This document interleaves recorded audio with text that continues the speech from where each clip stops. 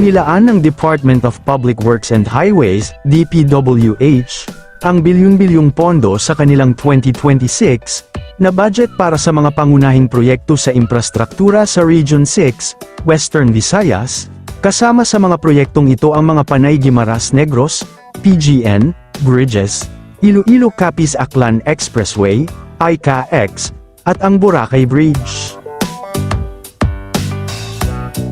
At bago natin ituloy, kung ikaw ay bago pa lang sa aking YouTube channel ay huwag kalimutan mag-subscribe at i-click na rin ang bell icon para lagi kang updated sa mga bago kong upload video.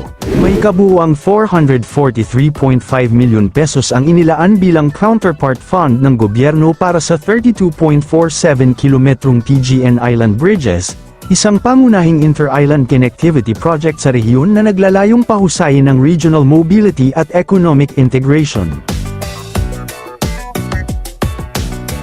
Ang proyekto ay inuri bilang isang foreign-assisted undertaking, at pangunahing pinondohan sa pamamagitan ng concessional loan mula sa Economic Development Cooperation Fund ng South Korea, na pinangangasiwaan ng Export-Import Bank of Korea. Ang mga dokumento ng budget ay nagpapakita na ang 2026 na alokasyon ay sisingilin sa tatlong item sa budget ng DPWH, 193.34 milyon pesos para sa pangunahing proyekto, 171.23 milyon pesos para sa Section A at 78.94 milyon pesos para sa Section B. Sinasaklaw ng Section A ang tulay na nag-uugnay sa isla ng Panay sa isla ng Guimaras, habang ang Section B ay sumasaklaw sa mas mahabang tulay mula Guimaras hanggang isla ng Negros. Inaasahang magsisimula na ang pagkuha ng karapatan sa daan, road right-of-way, para sa mga lupang maaapektuhan sa April 2026. Ang proyekto ay kasalukuyang nasa yugto ng detalyadong disenyo ng engineering, Detailed Engineering Design DED, at isinasagawa na ang international bidding. Kapag nakumpleto, inaasahang mababawasan ang oras ng paglalakbay sa pagitan ng tatlong isla mula sa ilang oras sakay ng ferry, patungo sa ilang minuto lamang sakay ng sasakyan. Ang mga pondong ito ay magsisilbing lokal na katapat na suporta para sa mga capital outlay at mga kinakailangan sa infrastruktura na nakatali sa mga dayuhang pautang. Samantala, patuloy ang pag-aaral at pagtutol sa Boracay-Caticlan Bridge Project, wala pang final approval, may issue sa local opposition, ang airport terminal, at may modernization sa transportasyon para sa short term. Ang proposal ng San Miguel Holdings Corporation, SMC, ay naghihintay pa ng go signal, na may mga issue sa e-permits at local government support, kaya hindi pa nagsisimula ang construction. Bagamat ang San Miguel Corporation, SMC, ang orihinal na proponent ng 8 bilyong pesos tulay, nananatiling hindi aprobado ang konstruksyon nito sa antas ng lokal na pamahalaan hanggang sa unang bahagi ng 2026.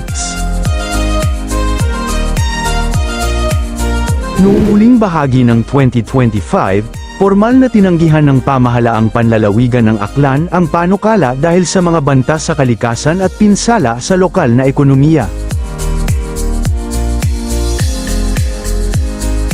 Tinatayang may habang 2.54 kilometro ang tulay na magkokonekta sa mainland Malay, Caticlan, at Boracay Island. Idinisenyo ito bilang limited access bridge, na may 2 linya, pedestrian lanes, bike lanes, at lagusan para sa mga utility lines gaya ng kuryente at tubig. Maraming aklanon at boat operators ang tutol dahil sa posibleng mawalan ng trabaho at pagkasira.